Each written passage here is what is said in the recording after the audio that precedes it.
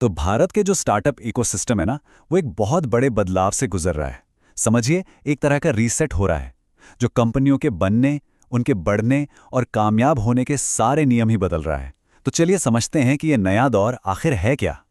जरा इस नंबर पे गौर कीजिए। 125 से ज्यादा। जी हां, भारत में 125 से भी ज्यादा यूनिकॉर्न्स हैं। मतलब ऐसी कंपनियां जिनकी वैल्यूएशन $1 अरब को पार कर चुकी है। ये आंकड़ा अपने आप में भारत के जबरदस्त जोश और एम्बिशन की कहानी कहता है। लेकिन यहां एक बड़ा सवाल भी खड़ा होता है। सोचिए, एक तरफ 125 यूनिकॉर्न्स हैं जिनकी कुल वैल्यूएशन $365 अरब है, और दूसरी तरफ ऐसी बातें हो रही हैं कि भारतीय स्टार्टअप्स की जो वाइल्ड पार्टी चल रही थी वो अब खत्म हो गई है। ऐसा क्यों? चलिए इसी पहेली को सुलझाते हैं। अच्छा, इस पूरी कहानी को समझने के लिए ना हमें थोड़ा सा पीछे चलना होगा, उस दौर में जिसे हम स्टार्टअप गोल्ड रश कह सकते हैं। ये वो दौर था 2020 के दशक की शुरुआत, जिसे एक्सपर्ट्स एक वाइल्ड एग्रेसिव फेस कहते हैं। बाजार में पैसा मानो बह रहा था, कोई कमी ही नहीं थी। और स्टार्टअप्स का, उनका तो बस एक ही मंत्र था, ग्रोथ, ग्रोथ किसी भी कीमत पर। ये एक ऐसी दौड़ थी ना, जहां वैल्यूएशन ही सब कुछ था, भले ही इसके लिए कितना भी पैसा क्यों ना जलाना पड़े। और फिर अचानक सब बदल गया। फंडिंग का जो फ्लो था वो एकदम से धीमा पड़ गया, और इस फंडिंग स्लोडाउन ने, आप कह सकते हैं, पूरे इकोसिस्टम को एक जोर का रियलिटी चेक दिया। इसने फाउंडर्स और इन्वेस्टर्स दोनों को ही अपनी स्ट्रैटेजी पर दोबारा सोचने के लिए मजबूर कर दिया। और पता है, इसी रियलिटी चेक से एक नए चैप्टर की शुरुआत हुई, एक ज्यादा डिसिप्लिन्ड चैप्टर की। और आज भारतीय स्टार्टअप्स इसी दौर में खड़े हैं। अब देखिए, फाउंडर्स की सोच में एक जमीनी बदलाव आ गया है। पहले जो मंत्र था ग्रोथ एट एनी कॉस्ट, वो अब बन गया है इनोवेशन लेड ग्रोथ। मतलब अब सिर्फ वैल्यूएशन के पीछे नहीं भाग रहे हैं, बल्कि यूनिट इकोनॉमिक्स पर फोकस कर रहे हैं कि हर एक ग्राहक से मुनाफा कैसे कमाया जाए। अब सिर्फ वादों से काम नहीं चलता, बल्कि सबूत दिखाने पड़ते हैं। और हाँ, इन्वेस्टर्स भी अब हर जगह पैसा नहीं लगा रहे हैं, बहुत सोच समझकर चुनिंदा कंपनियों पर ही दांव खेल रहे हैं।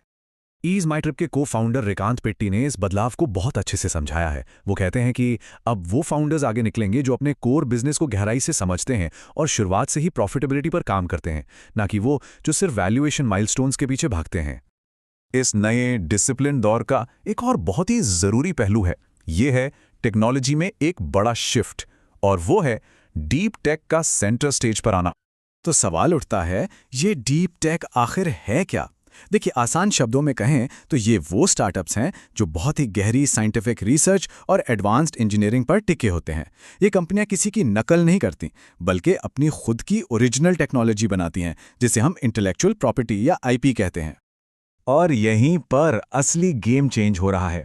अब फोकस सिर्फ वेस्टर्न बिजनेस मॉडल्स को कॉपी करके भारत में चलाने का नहीं है। नहीं, अब फोकस है भारत से ही ओरिजिनल आईपी लेड कंपनियां बनाने का।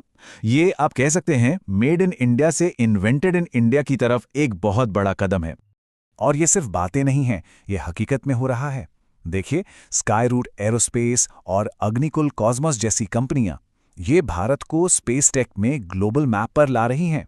QNU लैब्स क्वांटम टेक्नोलॉजी जैसे फ्यूचरिस्टिक फील्ड में काम कर रही है, तो त्वास्ता एडवांस्ड मैन्युफैक्चरिंग में कमाल कर रही है।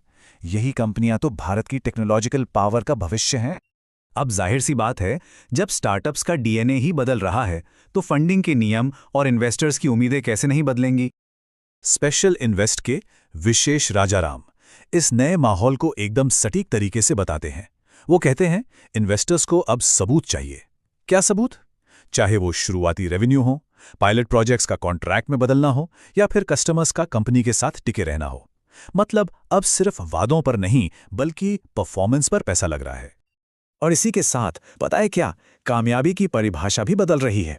जैसा कि टीम ली जेडटेक के शांतनु रूज कहते हैं, अब सक्सेस को सिर्फ फंडिंग राउंड्स या वैल्यूएशन से नहीं मापा जाएगा, बल्कि अब देखा जाएगा कि कंपनी मुनाफे की राह पर है या नहीं, वो ग्लोबल लेवल पर compete कर सकती है या नहीं, और उसने कितनी अच्छी क्वालिटी की जॉब्स क्रिएट की हैं।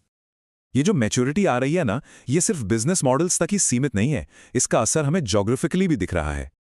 देखिए, स्टार्टअप इनोवेशन अब सिर्फ बेंगलोर, दिल्ली या मुंबई जैसे बड़े शहरों का खेल नहीं रह गया है। नहीं, अब जयपुर, चंडीगढ़ और अहमदाबाद जैसे शहर ये नए फाउंडर हब बनकर उभर रहे हैं।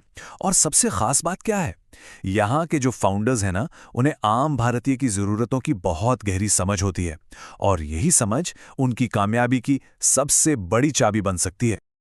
नेक्स्ट लीप के अरिंदम मुखर्जी इस ट्रेंड के बड़े इम्पैक्ट पर जोर देते हैं। वो समझाते हैं कि जब छोटे शहरों से लोग एडवांस टेक्नोलॉजी रोल्स में आते हैं ना, तो इसका असर सिर्फ उनकी पर्सनल ग्रोथ तक नहीं रहता, बल्कि इससे पूरे देश की प्रोडक्टिविटी बढ़ती है। तो इन सभी बदलावों का कुल मिलाकर मतलब क्या निकलता है? मतलब यह है कि भारत का स्टार्टअप इकोसिस्टम अब सिर्फ बड़ा नहीं हो रहा, वो साथ साथ मजबूत और टिकाऊ भी बन रहा है। एक ऐसा इकोसिस्टम जो लंबे समय तक टिके। एक मैच्योर इकोसिस्टम के कई निशान होते हैं, चलिए देखते हैं। Number 1, strong governance. अब नियमों का पालन सिर्फ मजबूरी नहीं, बल्कि एक स्ट्रेटेजिक एसेट है। नंबर 2, एग्जिट के कई रास्ते।